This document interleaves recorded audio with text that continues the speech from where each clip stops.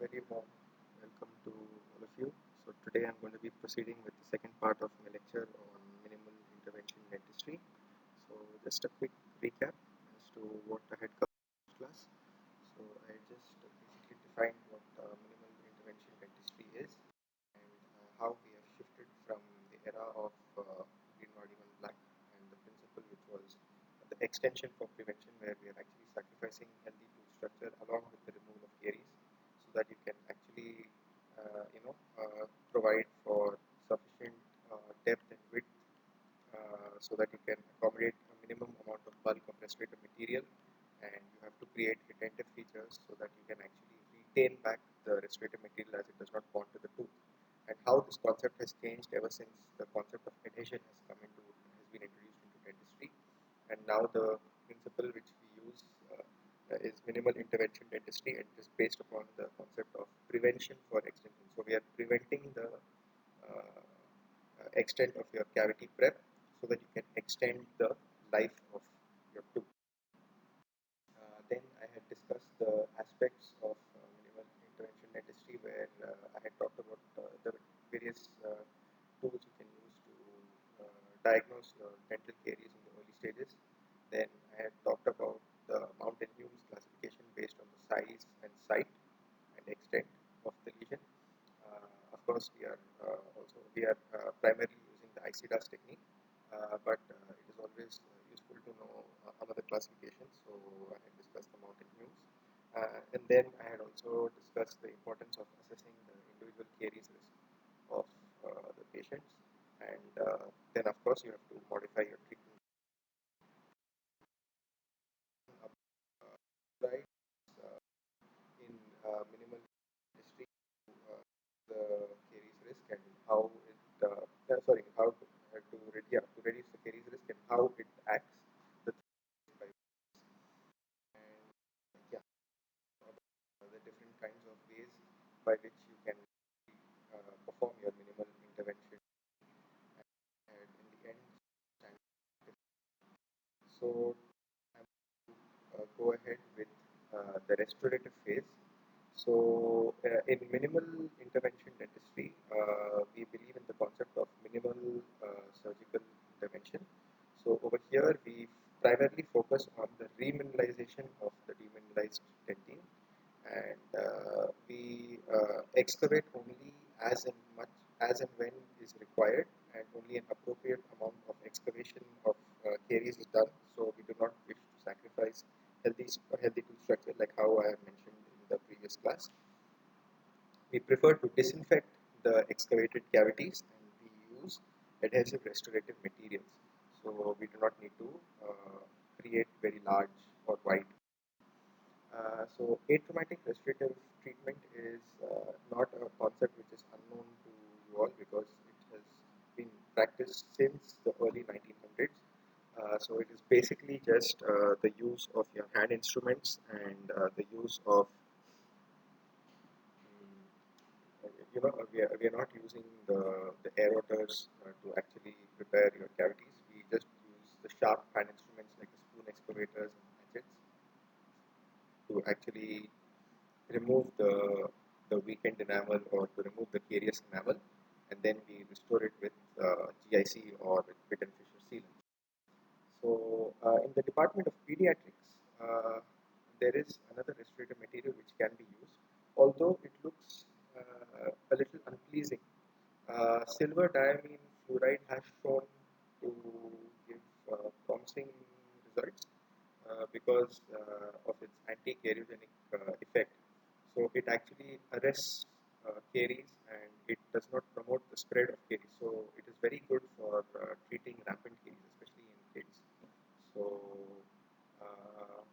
and it's not something which only the dentists have to do.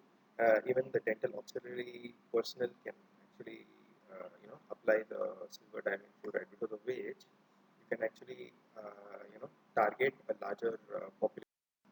So that is very beneficial. The only drawback being that it is not aesthetic.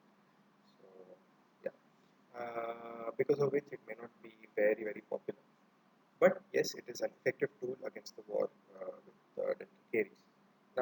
Coming to the restoration of carious lesions for adults, of course, for the anteriors, because aesthetics plays a major role in our lives now, we have to use anterior resin composites and, of course, with the proper shade matching.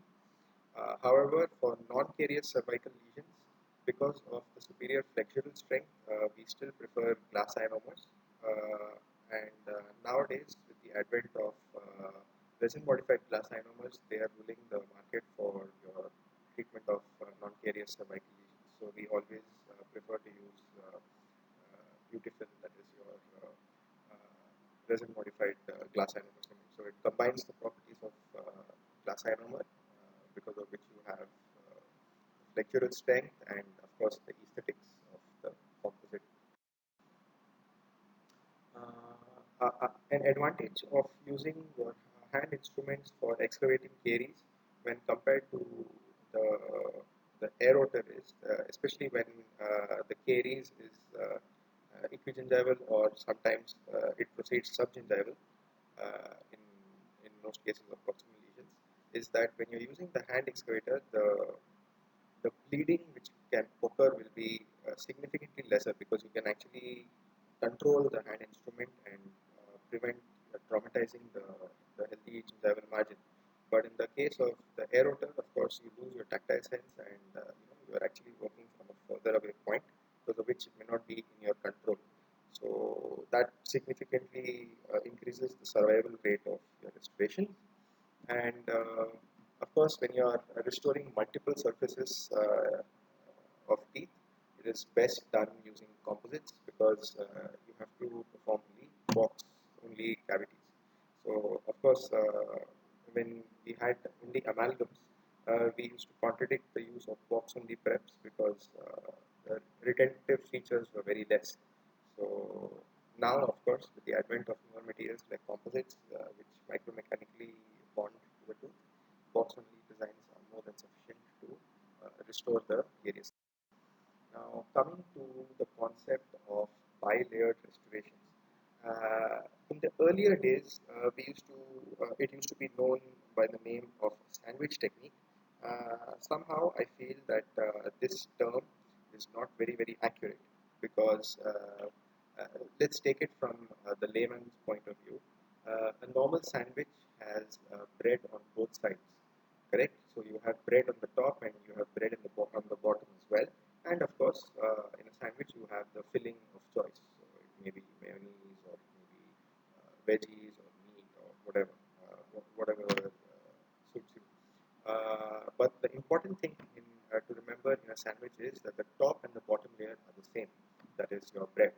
Now, when you relate that to dentistry, if you can see from the diagrams, whether it be the one on the left or on the right, the topmost layer is going to be composite. The layer just below that is your glass ionomer cement, and the material below the glass ionomer cement is the tooth surface. So if you can see, the top layer and the bottom layer are not the same. One is a restorative material and one is your tooth structure, because of which, personally speaking, I wouldn't like to call it a sandwich. So I prefer the term bilayered restoration, which is technically more accurate. Uh, so, so I just wanted to talk about the two different types of the bilayered restoration. One will be the open technique, which is generally seen in the class 2 cavities, where the proximal margins are involved. So here you can see the glass ionomer cement is actually exposed to the oral environment. And of course, you have your closed sandwich technique, which is seen in your class 1s, that is, you have the occlusal surfaces. So the glass ionomer cement does not actually come in contact with the oral cavity.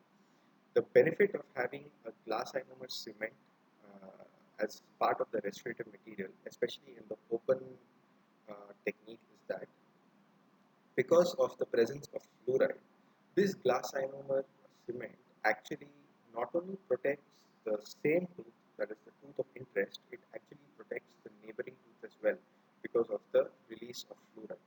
And another property is that this fluoride can be recharged for the restoration. So when you use your normal toothbrush and toothpaste, the fluoride fluoride which is present in your toothpaste can actually get absorbed by your restoration, and hence you are actually recharging your uh, glass ionomer cement with the toothpaste. So then it actually can leach out more fluoride over the years to come.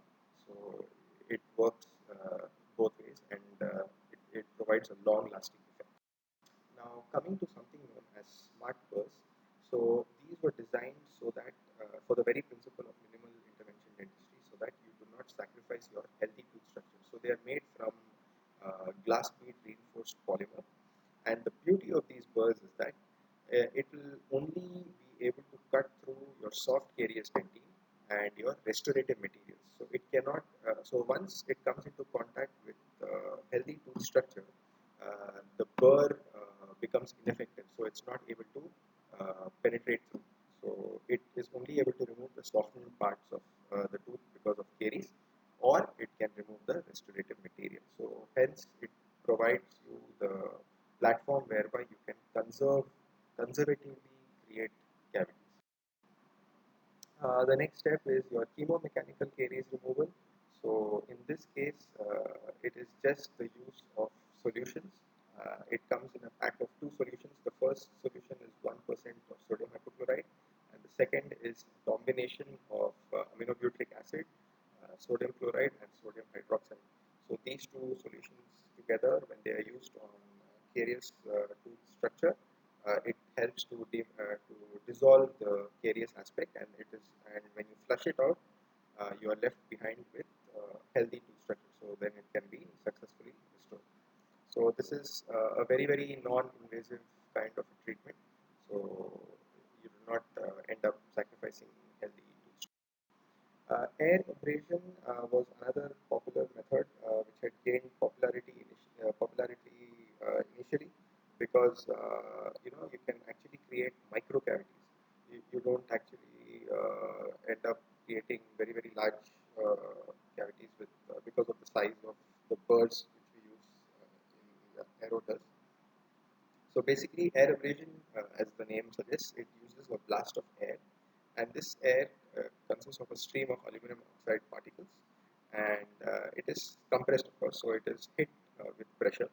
And since the particle size is very small, ranging between 25 to 50 microns in diameter, uh, it removes only small amounts of tooth structure. So I have attached a link below, which will actually show you the video. So please feel free to. Next, coming to the laser.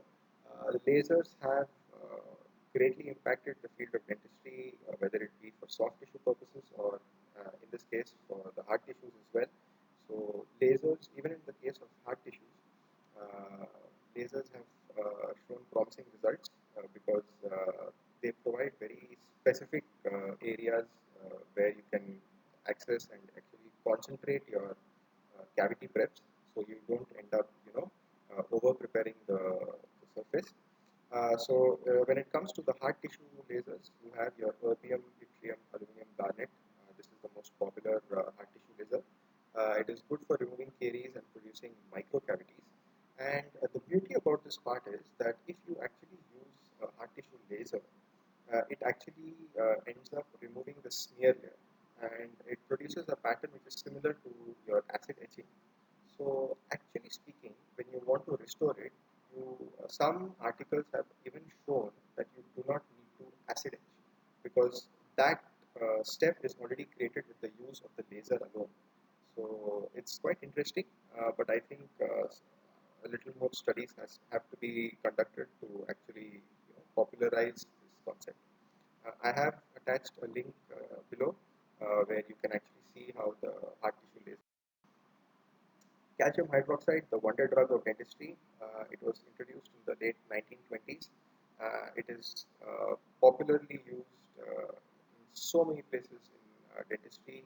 When it comes to restorative dentistry, it is used for direct and indirect pulp capping, and of course for endodontics, we use it as one of the most popularly and commonly and economically used intracanal medicament as well.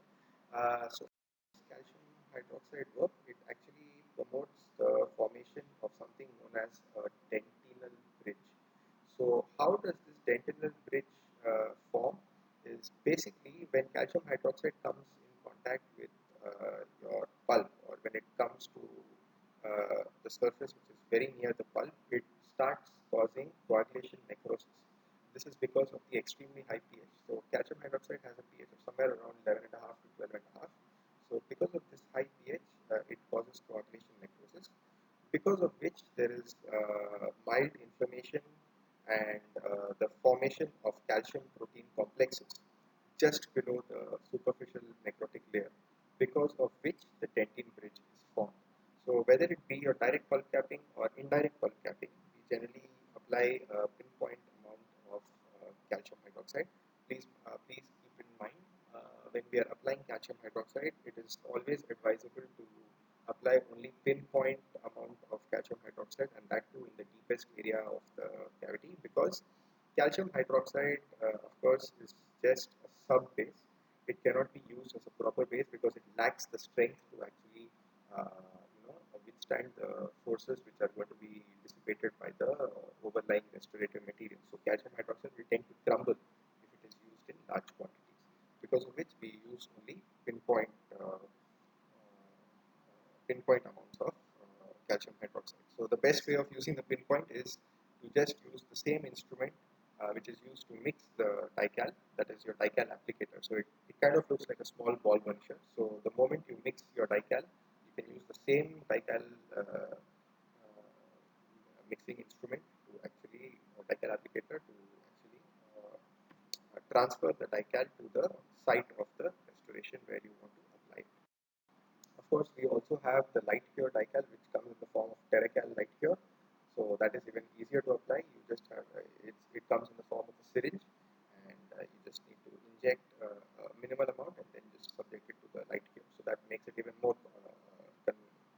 Now, coming to the question of whether you should repair your restorations or replace it. So please keep in mind, the concept of repair could not have been used in the case of amalgam, because once your amalgam restoration sets, there is no way that it is going to bond to a new mix of amalgam.